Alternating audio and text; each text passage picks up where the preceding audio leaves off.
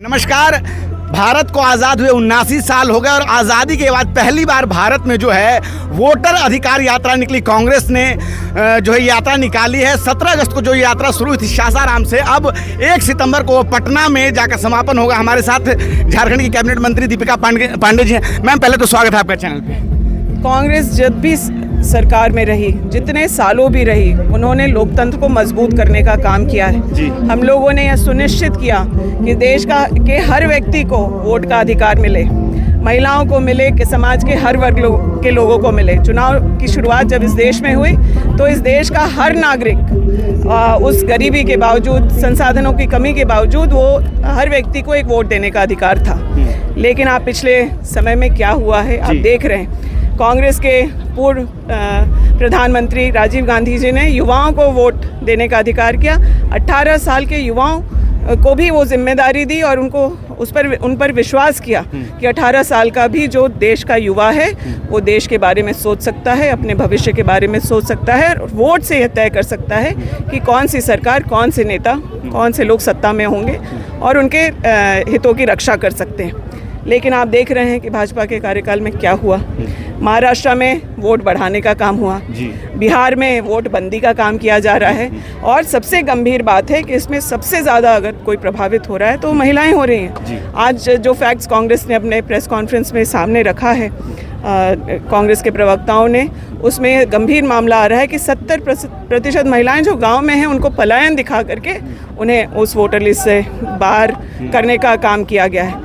तो ये किसी भी हालत में कांग्रेस इसको उजागर करेगी। हमारे नेता पहले भी जिन बातों को देश के सामने लेकर के आए हैं उस पर भाजपा को यू टर्न लेना पड़ा है और उनकी सभी बातें सत्य हुई हैं। तो उन बातों को समझते हुए हम लोग फिर से एक मुहिम उजागर कर रहे हैं और चला रहे हैं जिसमें वोटरों का अधिकार सुरक्षित होगा।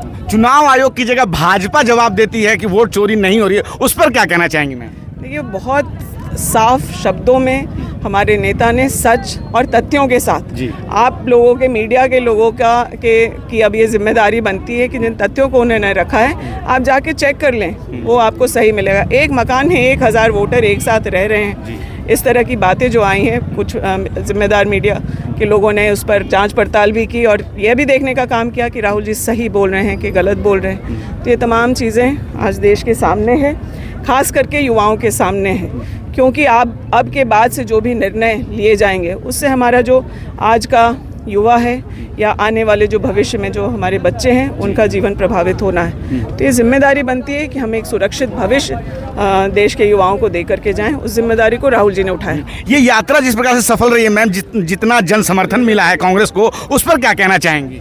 देखिए, आप जब लोगों के बारे में बात कर रहे हैं, जो इस देश के युवा हैं उनके बारे में बात कर रहे हैं, किसानों के बारे में, मजदूरों के, देश के हर वर्ग के लोगों के बारे में बात कर रहे हैं, तो ये बातें, इन बातों पर युवाओं का साथ समर्थन मिल रहा है, इस वजह से लोग सब आ रहे हैं। धन्यवाद मैम।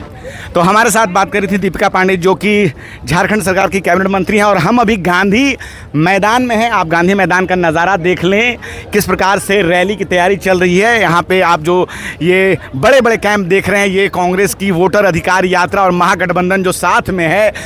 आज़ादी के जो है 79 साल बाद पहली बार भारत में कोई यात्रा निकली है, जो है वो वोट को लेकर निकली है, वोटर के अधिकार को बचाने को लेकर निकली है।